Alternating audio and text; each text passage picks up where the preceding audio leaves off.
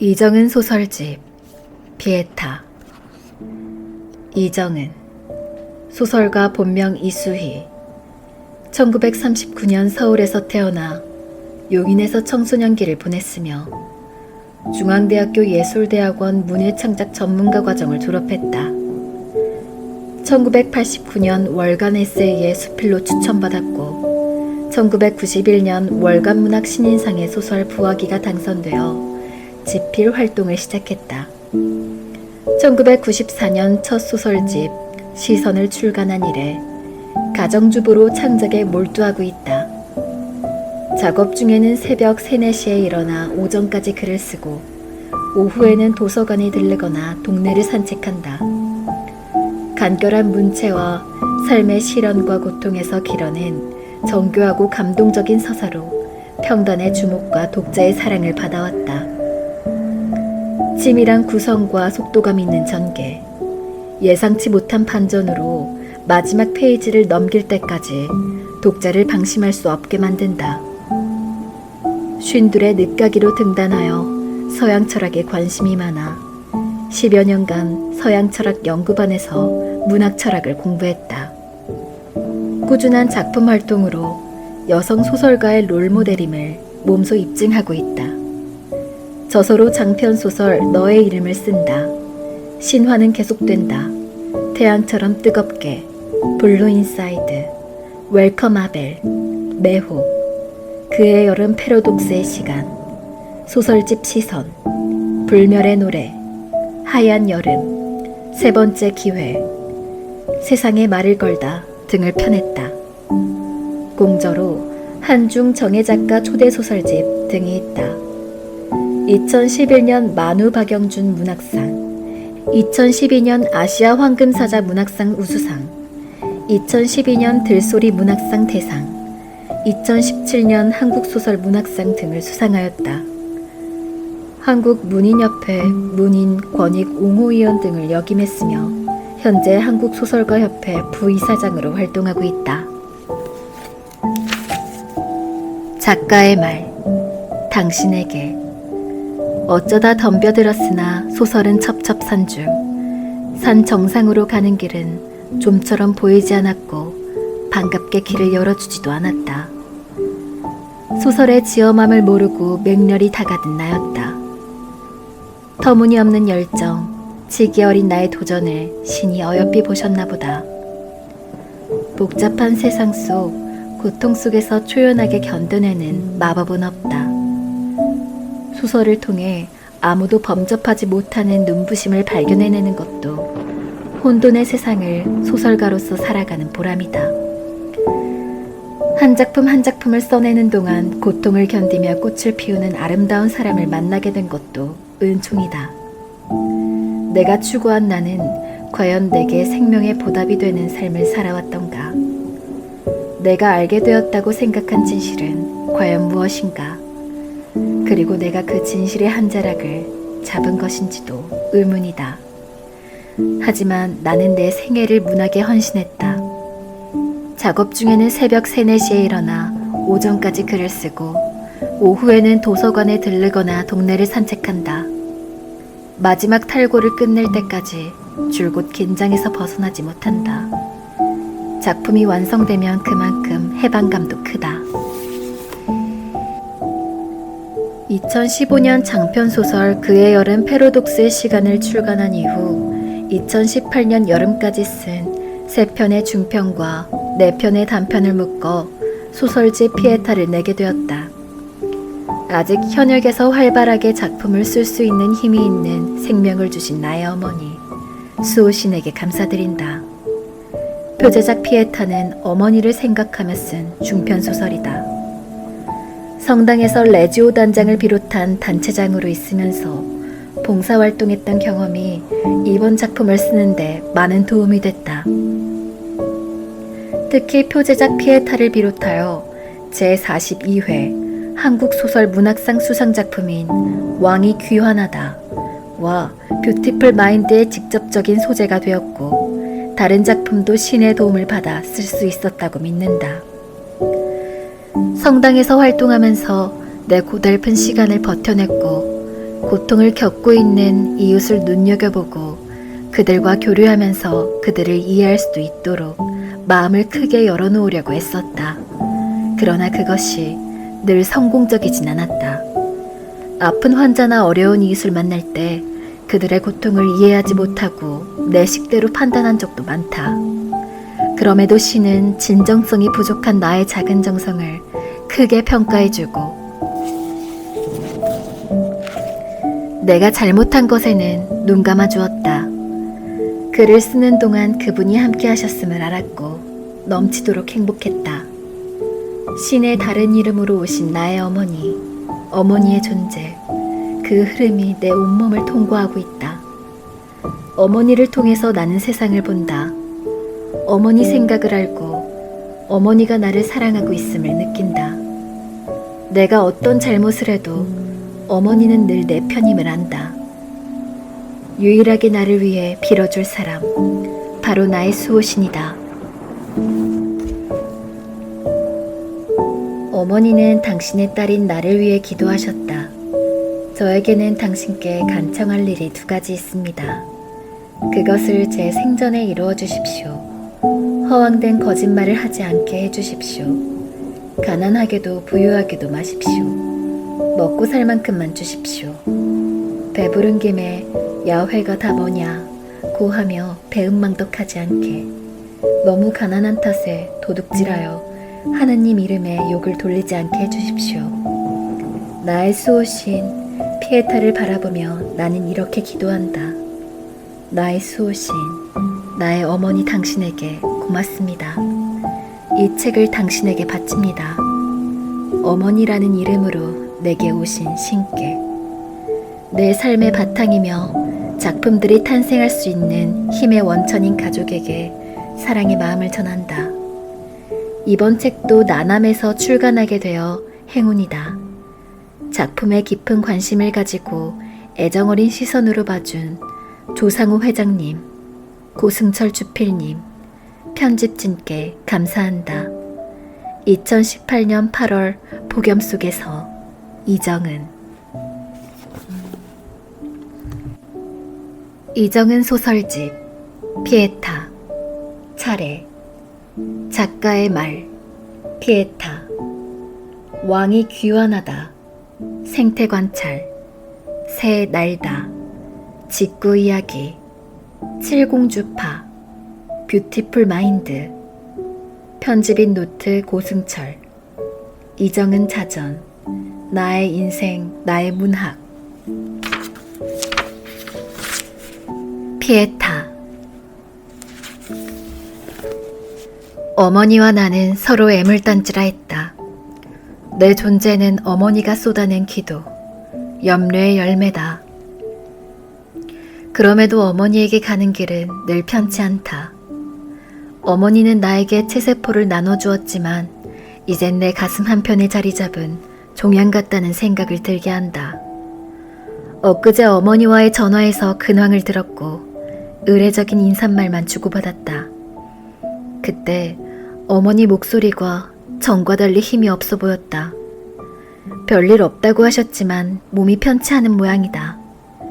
나는 전화 끄트머리에 엄마 곧 갈게 겨우 그렇게 말해두었다. 오늘 아침 기류는 삐걱댔다. 남편은 식탁 앞에서 넥타이를 느슨하게 풀고 몇 술 뜨다 말고 불쑥 일어선다. 수저는 사선으로 팽개쳐진 채 제각각이다. 현관문 닫히는 소리에 뒤를 쫓아가려다 그만둔다. 그의 심기를 돌리기엔 이미 늦은 듯하다. 어제 저녁 남편에게 말했다. 친정집 세든 사람에게 쇳돈을 내줘야 하는데 다른 세입자가 들어올 때까지 잠시 빌릴 수 있겠느냐고. 남편은 알아서 하라는 듯 고개만 끄덕였다. 그런데 느닷없이 부실한 아침밥상에 화를 낸다. 나는 죄 지은 사람처럼 남편의 불만 어린 침묵을 받아낸다.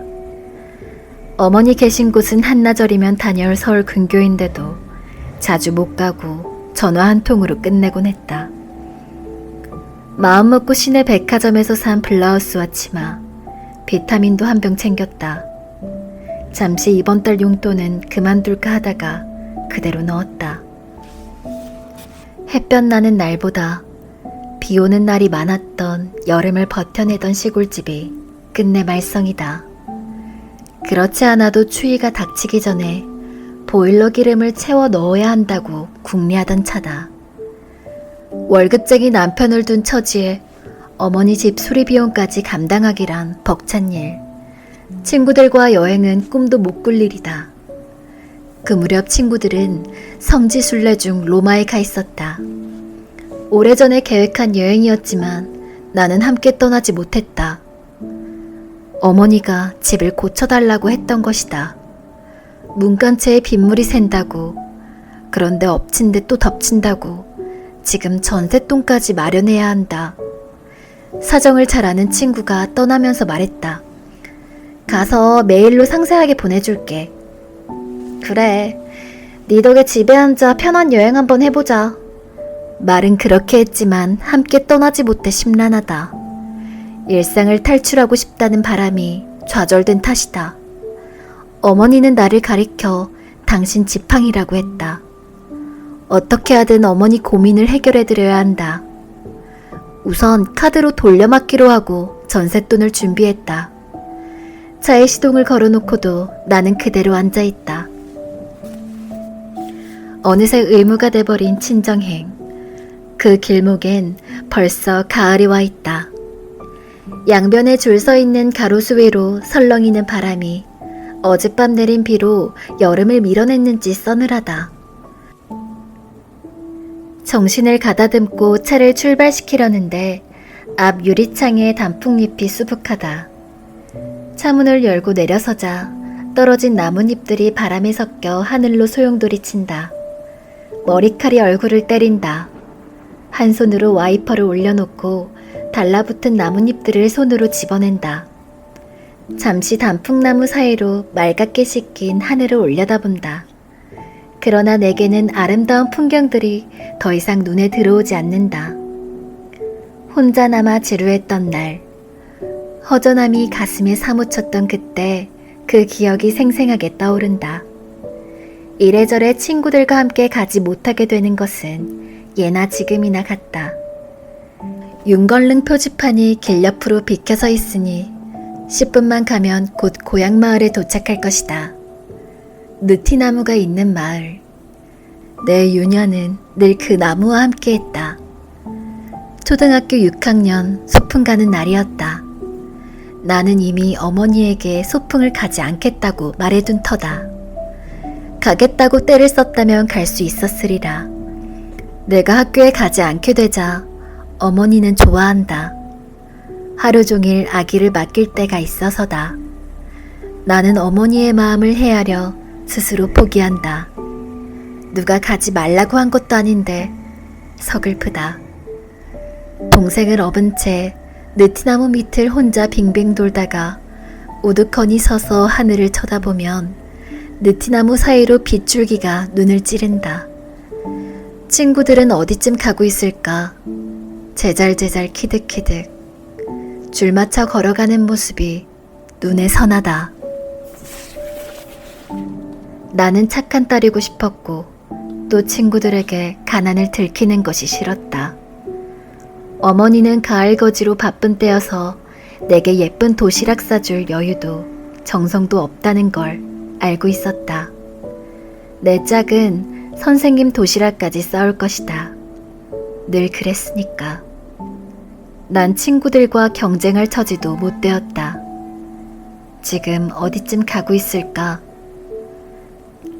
소풍 장소인 윤걸릉에 도착했을까? 그러고 보니 벌써 점심시간이다. 모두들 김밥을 먹고 사이다를 마시고 있겠지. 선생님들은 점심시간을 이용해 쪽지를 숨긴다. 보물찾기. 내가 갔다면 몇 개는 찾을 수 있는데. 나무 틈새, 나뭇가지와 가지 사이, 낙엽을 들추고 그 밑, 또는 성물 밑에 숨겨져 놓을 것이다. A, C. 손등으로 눈물을 닦는다. 느티나무 아래서 제잘거리던 아이들은 간 곳 없고 납작한 돌 하나만 아무렇게나 뒹굴고 있다. 친구 정희와 사방치기 하다 둔 돌, 덩그러니 남겨진 돌이 내 신세다. 개다시는 발로 냅다 찼다. 돌이 퍽 소리와 함께 풀덤불로 날아갔다. 발가락이 움찔했다. 발톱이 깨지면서 피가 났다. 지금도 아플 것 같은 발을 내려다본다. 브레이크를 밟고 있는 발은 멀쩡하다. 정지 신호가 바뀐 줄도 모르고 나는 멈춰선 채 생각에 잠긴다. 빵빵거리는 뒷차의 경적에 깜짝 놀란다. 급히 앞차를 따라가다가 좌회전 차선을 놓쳐 유턴해야 한다. 그때 어머니 염료의 말이 귓가에 울린다. 천천히 다녀라. 나는 서서히 마음을 가다듬는다. 주유소에 들러 기름을 넣는다. 가득히 하려다 3만 원 하고 말았다. 가득 넣으면 차가 무거워서 연비가 더 든다는 계산에서다. 그리고 세차도 했다. 그렇지 않으면 어머니가 차를 닦겠다고 물통을 들고 나올까 겁이 난다. 요즘 어머니는 어려운 사람이나 노숙자들까지 끌어들이고 있다. 아니, 어머니 소문을 듣고 찾아든다고 해야 옳다. 연고가 없는 노인, 성격 파탄자, 정신이 오락가락하는 사람들을 데려와 보살핀다. 그들은 가족과 사회에서 버림받았다는 자격지심도 많고 피해의식도 강한 사람들이라 툭하면 싸움질이다. 선의의 말도 무시한다고 왜곡해 듣는다.